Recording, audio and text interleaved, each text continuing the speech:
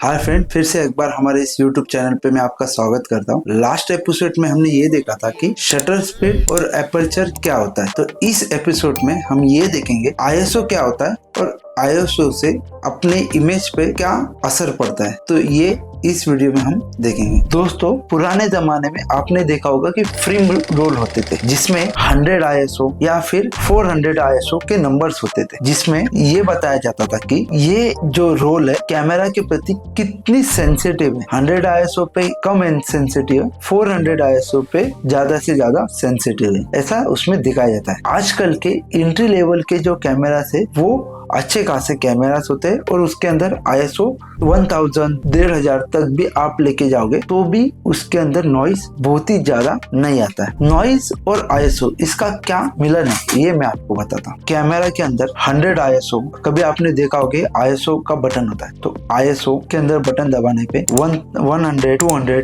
400 800 1600 इस तरह के नंबर्स होते हैं। 100 ISO पे कम सेंसिटिव होती है और 1600 के ISO पे इमेज या फिर लाइट ज्यादा सेंसिटिव हो जाती है।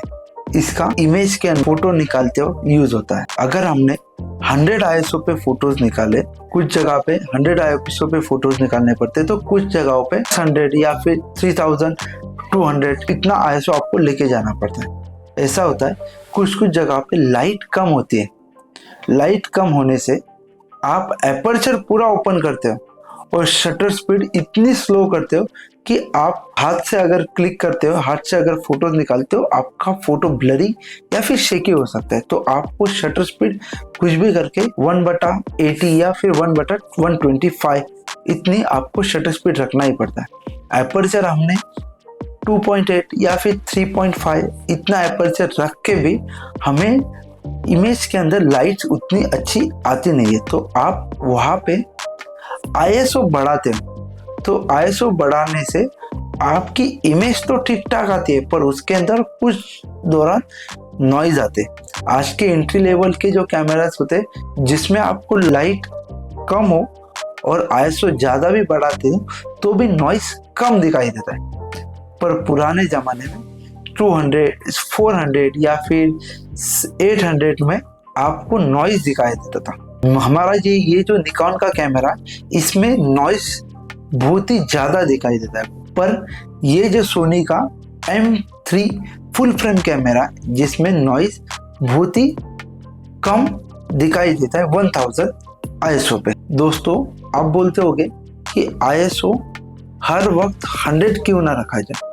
तो ऐसा होता है कुछ जगहों पे, जैसे कि हम कहीं पे एक रूम के अंदर हो, हमारे वेडिंग चालू हो और वहाँ पे बहुत ही डिम लाइट है और उस वक्त हमारा फ्लैश कम हो या फिर लाइट नहीं है हमारे पास, तो उस वक्त हमें शटर स्पीड हाथ से अभी हम लोग उस वक्त फोटो निकालते तो शटर स्पीड 1/120 रखना ही पड़ेगा और एपर्चर पूरा ओपन करने पर भी अंदर लाइट नहीं आती, तो उस वक्त हमें नॉइज बढ़ाना पड़ता है।